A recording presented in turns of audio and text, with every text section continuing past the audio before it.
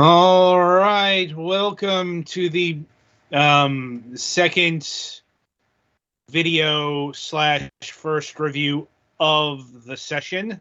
As it's always awkward when we have an impressions to do, but we're back in proper review territory now. And up this time is Roboquest. Roboquest is a fast FPS roguelike, roguelite in a scorched future world. You are a rebooted guardian, ready to kick some metal ass. Fight with your buddy or by yourself and annihilate hordes of deadly bots in ever-changing environments. Right. So this was given to Petty for review. Mind his voice, he's currently battling the onset of a cold.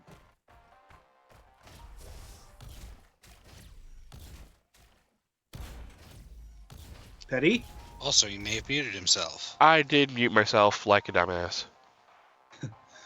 Anyway, so extol the virtues of Roboquest to us. This is actually a pretty decent game.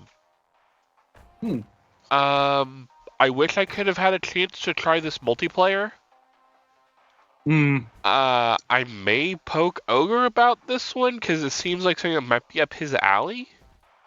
Now, is he big into first-person shooters? It really depends on the type.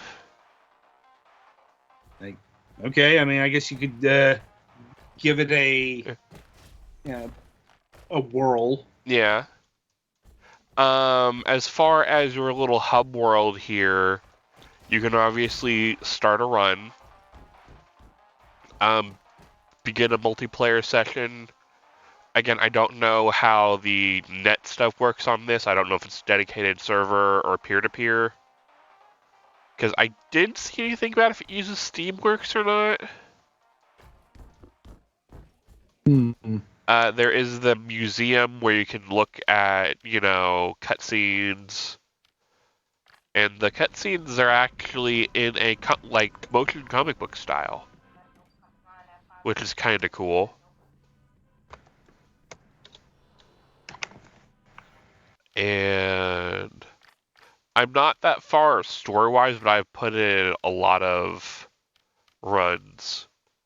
And, you can go through your game history about, things that have killed you most, favorite weapon, favorite class. You can get some world stuff on, how the various routes you can take. The guns, I do like the buddy bot because the alt fire gives you basically a little buddy.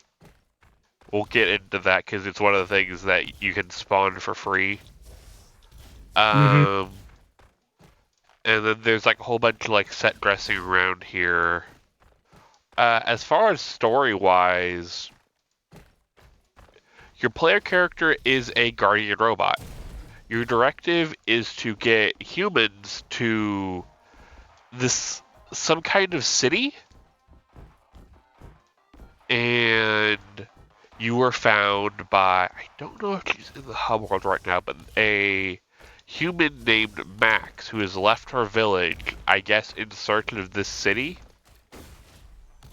And she finds you out in the middle of the desert, and she fixes you up, and you basically have to take her to the city. Very simple, by the numbers type thing. What makes this one kind of different is the meta progression in this game. You get different classes. Right now I have the Guardian class, which is kind of like a tank. Then there is the Commando, which is, I guess, more warrior DPS. And then Ranger, which you have, I want to say it's kind of like a scout, where you have the stealth, but you also have a ranged melee. And I guess the commando also has a ranged melee, but it's just a shotgun instead of like actual spears. And then there are 3 other classes that I don't have yet. And then there is the gadgets, which they're also like various meta progression things. Like the battery burger, I get 0.5% of health every time I spend a power cell. And a power cell is like in-run currency for temporary items. Like weapons, weapon upgrades, stuff like that. And then there is the roller, which when riding or basically like riding a rail increases your movement speed. And then there is the workshop. These are the currency for these are wrenches, and then there's various things like each midpoint of a room there is a like box that has weapons in it, and your first upgrade is you get 4 weapons in it, and you can pick one. Then there is Bizarre Bob, which has crafted items you can buy with power cells. Smithing Joe, which you can upgrade items. Chef Paul, who can make upgrades. And then there's more stuff like you can have permanently more health. The repair bot, each door and each midpoint does more. You get more power cells. Just a whole bunch of cool stuff. Like, yeah. And like some of the other cool later ones are you get to pick whatever upgrade you want when you start a run. And then it just keeps going up from there. And you get the wrenches is also a like collectible you can get during the run, and that carries over after death. You can change your difficulty. They recommend standard, and I was just messing around on easy for a little bit because there are some like kind of speedrunning type rooms to get different routes. So I guess if that's kind of what you want to do, and then every run currently, I start with the pistol. If I take this pistol to the later on in the Oasis track, I can actually upgrade it, as well as I can also upgrade BuddyBot. BuddyBot, when I alt fire, which is right click, I spawn a little buddy. He will basically shoot stuff. Here's Max. Sometimes she has things to say. And then here's a like weapons crate.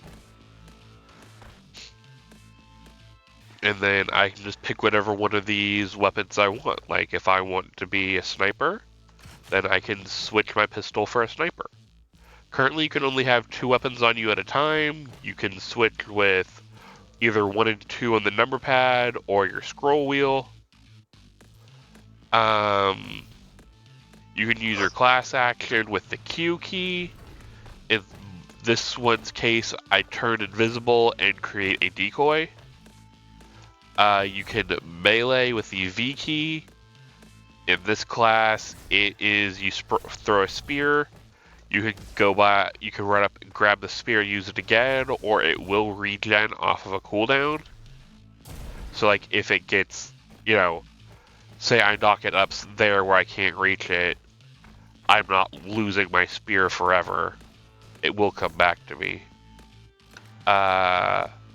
If you have a weapon with a scope, its alt fire is typically you look down the sights. You have a double jump, you have a sprint, and you have a crouch. If you are running when you crouch, you will slide.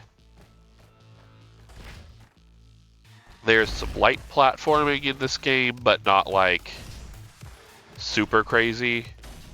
Enemies, if you see the red dot at their eyes, that is a weak point. Shoot it. It does crit damage. You know, when in doubt, always aim for the glowing bits. Yeah. The giant fuck you lights. Basically. And then I can always just summon BuddyBot. BuddyBot will... He's not the best, but since I'm playing single player mostly, he does help clear out some of the smaller enemies. Hmm.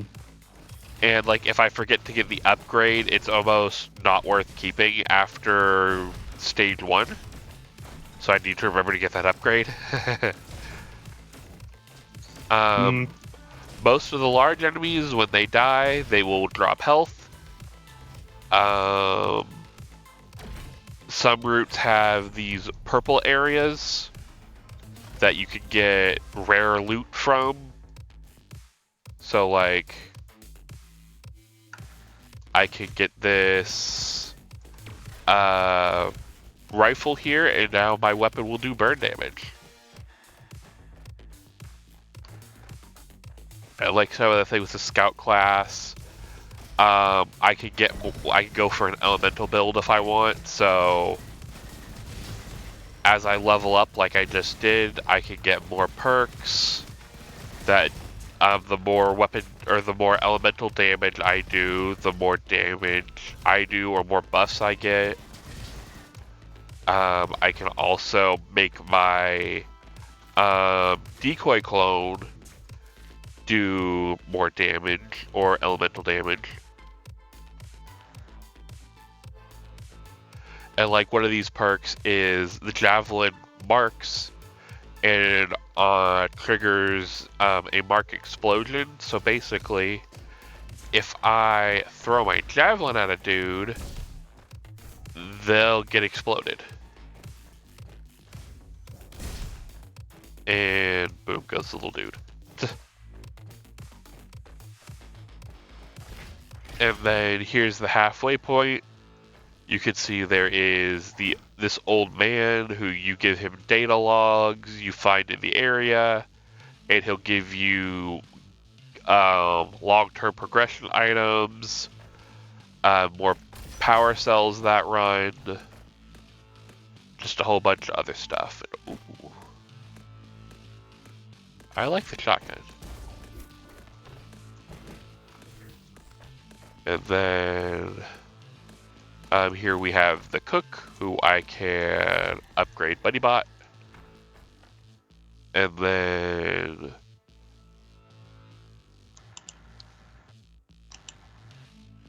I can increase the healing restore bot does, which is kind of nifty. And then I get to choose which direction I want to go this route. Currently the quarry is not unlocked to me, but I can go through the oasis, or I can go through the ruins.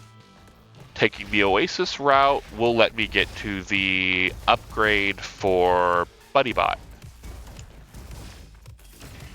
So if I did want to do the oasis route, I would probably have been dropping BuddyBot, but since I think this is how I clear chapter 2, it's kind of weird how progression goes. I'm not really sure, because I could either do the whole Oasis line, or there's just,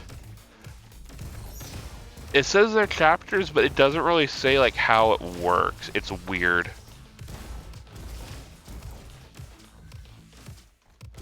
Yeah, the combat's fun. You're mostly, sprinting, dodging, as you would in an FPS.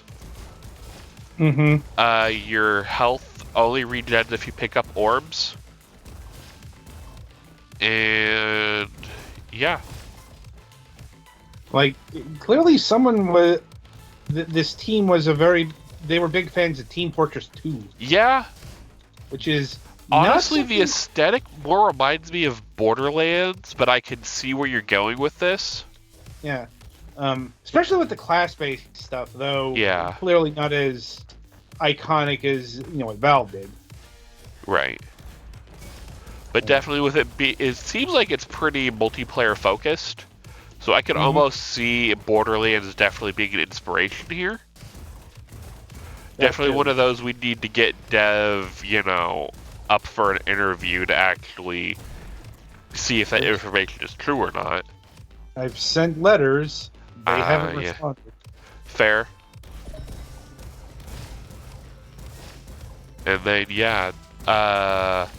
the robots on the rail here are just kind of like pinatas, for lack of a better term. You kill them and they drop a lot of healing orbs and the possibility for rare loot, like wrenches, power cells, or even rarer guns.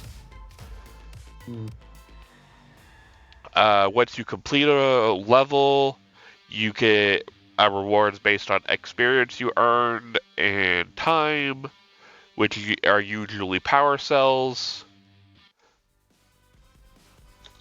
You get a little mini game kind of in the loading menu, which is kind of funny. You just make the van jump.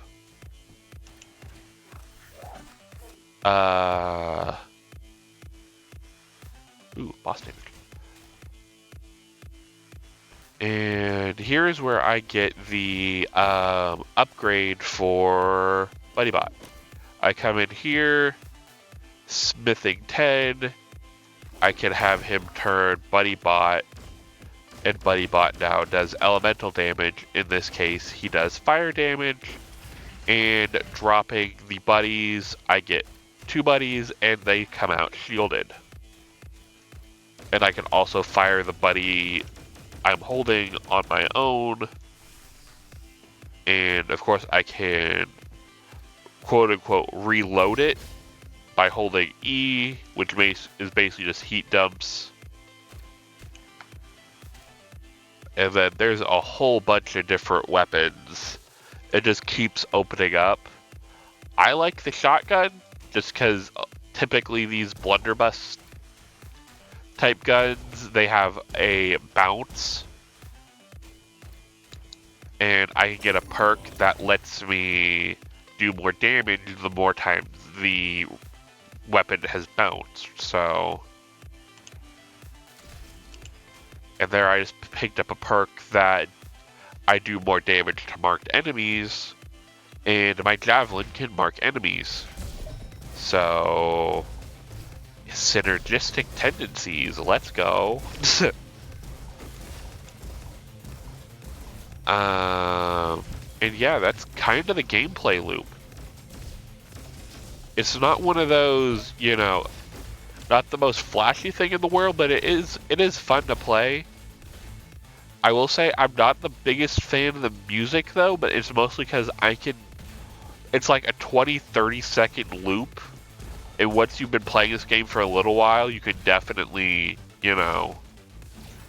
hear where the music's looping.